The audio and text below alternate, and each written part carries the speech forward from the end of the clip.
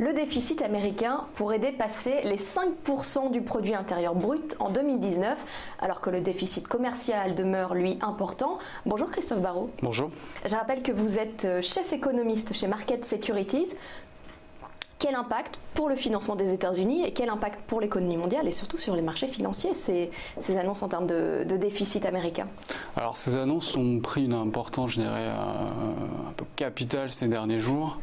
C'était pas forcément un sujet qui était couvert jusqu'ici, mais qui a pris plus d'ampleur suite au budget américain qui a été voté la semaine dernière, donc 300 milliards sur 2 ans, suite à la réforme fiscale. Donc on est sur 1,5 trillion de dollars sur 10 ans. Et donc on s'aperçoit qu'il y a de plus en plus d'observateurs qui mettent l'accent sur ce déficit, donc déficit public qui serait de l'ordre de 4% cette année, qui peut effectivement tendre vers les 5% dans l'année suivante, et qui, je dirais, suscite quelques craintes sur le financement donc, des États-Unis à long terme, et qui a eu peut-être des conséquences sur les marchés, notamment sur le dollar cette semaine. Parce qu'on a également appris cette semaine la confirmation de la hausse des prix, parce que l'inflation a progressé de 0,5% en janvier, alors qu'on le rappelle, c'était l'annonce de la hausse des salaires en décembre qui avait mis le feu aux poudres, enfin sur l'année précédente qui avait mis le feu aux poudres aux États-Unis, plus 2,9%, c'était du jamais vu, en tout cas ces dernières années. Alors c'était un plus haut depuis juin 2009. Donc on a eu plusieurs signaux sur l'inflation qui vont dans le sens d'une accélération. Donc l'indice des prix à la consommation, comme vous l'avez dit. On a eu l'indice des prix à la production hier, donc qui était à 0,4%. On a eu d'autres signaux sur des sondages pour février. Donc c'était les deux indices de l'activité manufacturière à New York. Donc c'était un plus haut depuis février 2012. Aussi à Philadelphie. Donc c'était un plus haut depuis mai 2011. Donc voilà, de plus en plus de signaux qui suggèrent qu'on peut avoir des tensions inflationnistes sur le court terme et donc qui entraînent aussi un questionnement, mais cette fois-ci sur la politique monétaire des États-Unis. Oui, parce qu'on a une nouvelle tête à la Fed, Jérôme Powell. On peut dire qu'on lui a souhaité une bonne arrivée parce que depuis qu'il est là, c'est-à-dire depuis lundi, il y a 2 semaines, les marchés se sont emballés, ils ont vécu leur pire semaine. Bon, cette semaine, ça semble se calmer. C'est pourquoi on ne sait pas s'il va corriger les taux ou pas, dans quelle mesure Alors, ce qu'on sait, enfin, ce qu'on a, je dirais... on a quand même une idée. On a quand même une petite idée sur, la politique de la Fed à court terme.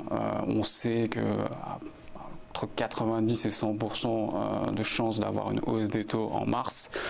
On a maintenant vraiment l'idée qu'il y aura au moins 3 relèvements de taux sur l'année 2018, au moins, peut-être 4. Ça dépendra un petit peu des développements, à mon avis, plus deuxième partie de l'année. Donc on est dans une phase où voilà, on sait qu'il va y avoir des relèvements de taux. La question, ce sera vraiment plus aussi sur du long terme, et on va peut-être se poser la question sur 2019, parce qu'aujourd'hui on est sur un marché qui attend plutôt 2 hausses de taux pour 2019. Est-ce que ce sera justement pas plus 3 ou 4? Donc ça, on le saura dans les prochains jours, et il faudra notamment scruter son discours devant le Congrès qui sera le 28 février, donc qui sera très intéressant et très regardé par les marchés. Mais la résultante, c'est quand même qu'on a une hausse des taux, donc sur le taux à 10 ans qui est un petit peu la référence, où on a refait un plus haut à 4 ans, donc dernièrement. Et on peut se dire que sur le très court terme, si les tensions inflationnistes persistent, on peut aller tester la barre entre guillemets mythique des 3%. Oui, parce que justement, c'est intéressant. Il y a, pour le coup, on a vu une baisse sans précédent des dotations dans les obligations. Les investisseurs se sont retirés, surtout pour les grandes entreprises américaines, parce que les taux sur le long terme s'échauffent. Ça peut poser problème pour le financement des grandes entreprises américaines, et peut-être même aussi en Europe, parce que côté marché obligations, c'est compliqué aujourd'hui. Alors après, l'idée, c'est que je pense on est sur du court terme, il faut remettre ça en perspective sur le long terme. Ça reste des niveaux qui sont historiquement bas, mais c'est vrai qu'il faut quand même guetter les tensions et effectivement un effet de surréaction comme on pourrait avoir, et qui aurait aussi des conséquences sur les marchés actions. Justement, ce seuil des 3% est très regardé par la plupart des économistes, traders, et donc à partir du moment où vous centrez l'attention sur un point, il peut en découler de la volatilité. Ensuite, concernant vraiment le financement des entreprises, c'est des niveaux qui sont encore extrêmement, je dirais, favorable. Parce que je rappelle, c'est la Bank of America Merrill Lynch qui a dit que la part consacrée aux obligations dans les portefeuilles des gérants d'actifs est arrivée à son niveau le plus bas depuis 1998.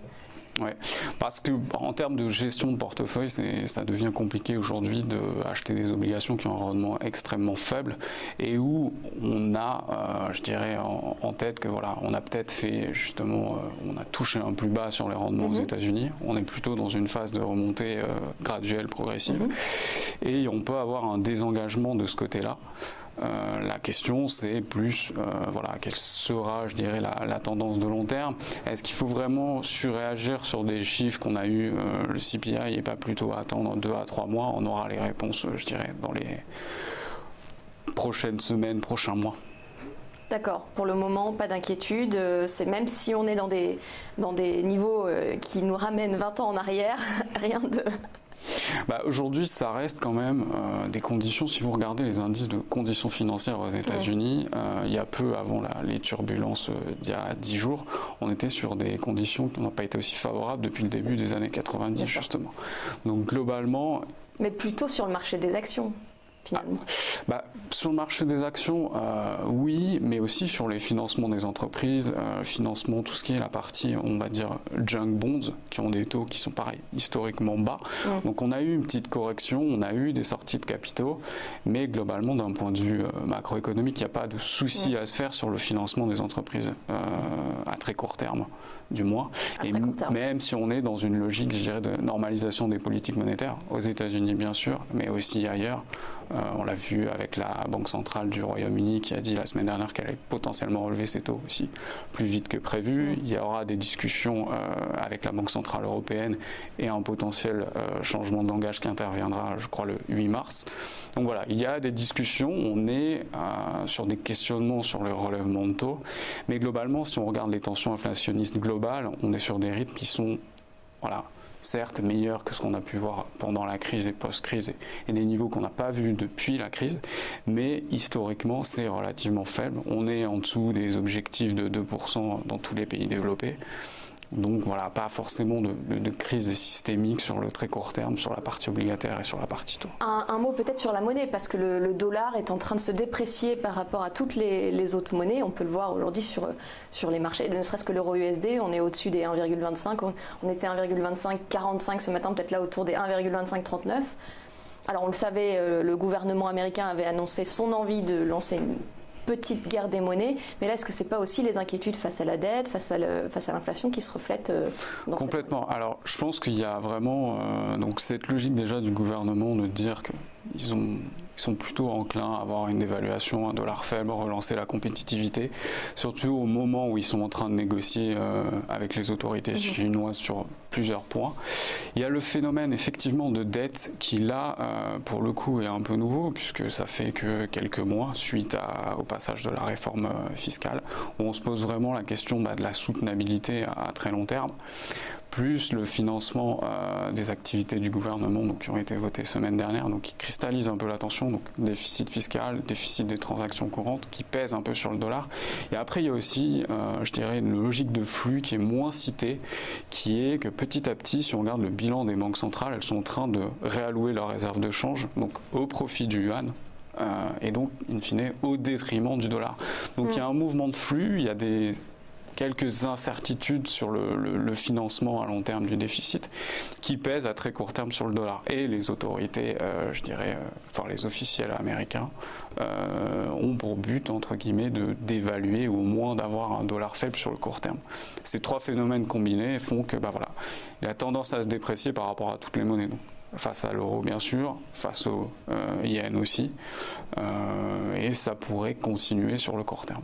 Oui, mais on peut s'attendre à une réaction d'autres pays, notamment comme la Chine, qui peut elle aussi décider de vouloir dévaluer sa monnaie, se lancer un peu dans une guerre de change, qui ne bénéficiera certainement pas à l'Europe en tout. Alors après, ce qui est intéressant, c'est que c'est un peu un rétropédalage de ce qu'on a vu depuis donc les accords entre guillemets de Shanghai et les réunions des banquiers centraux, donc c'était février 2016, où on a senti vraiment qu'il y avait une volonté d'arrêter cette guerre des monnaies, entre guillemets, avec des politiques monétaires qui ont commencé à se normaliser à partir de ce moment-là. Donc il faudra vraiment suivre avec attention les répercussions. Aujourd'hui, la Chine est plutôt dans une phase où voilà, le mouvement, il se fait vraiment face au dollar.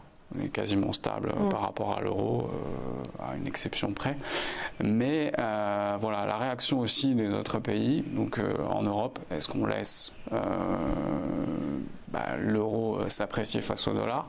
Il faut savoir que si on regarde les dernières déclarations, on est plutôt, voilà, la BCE a dit c'est pas une question de niveau mais plus de volatilité, et sur les dernières déclarations, la volatilité aujourd'hui n'est pas forcément un problème. Donc le mouvement pourrait se poursuivre effectivement sur le court terme. Oui, on a vu que notamment le VIX, qui représente la volatilité sur les indices américains, a atteint des niveaux records, même si aujourd'hui il se stabilise autour des 20%, ce qui est un chiffre plutôt raisonnable, comme ça indique le degré de peur sur les marchés, 20%.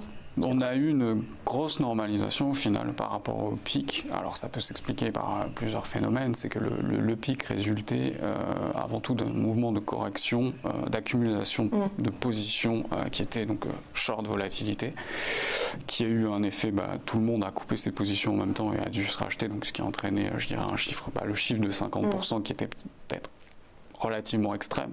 Si on s'amuse à regarder un petit peu les positions donc, des fonds qui sont donnés par la CFTC, on a eu un énorme rebond, donc qui montre vraiment cette volonté de couverture à très court terme. Puis petit à petit une normalisation parce que voilà, on a les marchés, on a eu plusieurs, je dirais, rebonds, rebond du pétrole, rebond des actions, rebond des crypto-monnaies, donc un climat, je dirais, peut-être un peu plus sain, cette semaine, après cette grosse correction et remise à niveau. Merci, on retiendra un climat un petit peu plus sain. Merci Christophe Barraud. Je rappelle que vous êtes chef économiste chez Market Securities.